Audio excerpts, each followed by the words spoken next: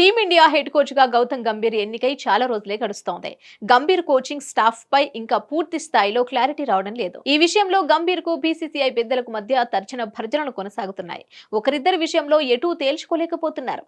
ఈలోగా అనేక ఊహా కథనాలు బయటకొస్తున్నాయి.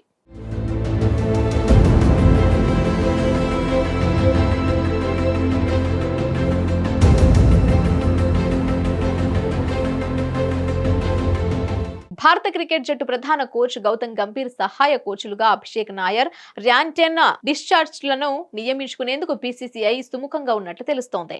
టీం మేనేజ్మెంట్ అధికారికంగా ఎలాంటి ప్రకటన చేయకపోయినప్పటికీ శ్రీలంకతో జరుగుతున్న టీ20 వన్డే సిరీస్ల నుంచి వీరిద్దరూ గంభీర్తో కలిసి బాధ్యతలు స్వీకరిస్తారని క్రికెట్ బజ్ కథనం పేర్కొంది.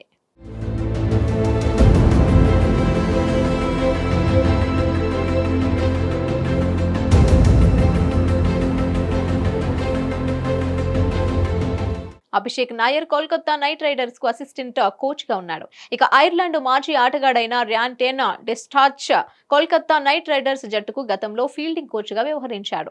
మరోవైపు రాహుల్ ద్రావిడ్ ఆధ్వర్యంలో ఫీల్డింగ్ కోచ్ గా పనిచేసిన తెలుగు వ్యక్తి దిలీప్ ను కూడా నూతన సహాయక సిబ్బందిలో కొనసాగించాలని బీసీసీఐ పెద్దలు భావిస్తున్నట్లు సమాచారం. కాగా బౌలింగ్ కోచ్ నియామకంపై ఇంకా స్పష్టత రాలేదు.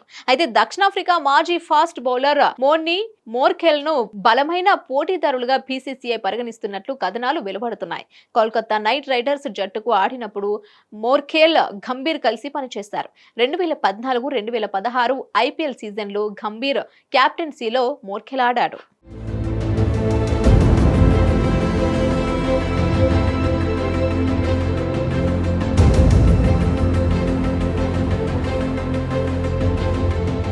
బౌలింగ్ కోచ్ పై స్పష్టత రానప్పటికీ దిలీప్, అభిషేక్ నాయర్లతో కలిసి కోచ్ గంభీర్ శ్రీలంక పర్యటనకు వెళ్తున్నాడని క్రికెట్ బజ్ కథనం పేర్కొంది. కాగా ర్యాన్టెన్ డిశ్చార్జ్ జట్టుతో ఎప్పుడు కలుస్తాడనేది తెలియరాలేదు. ప్రస్తుతం జరుగుతున్న మేజర్ లీగ్ క్రికెటర్ల LA knight riders coaching staff లో సభ్యుడిగా ర్యాన్టెన్ పనిచేస్తున్నాడు.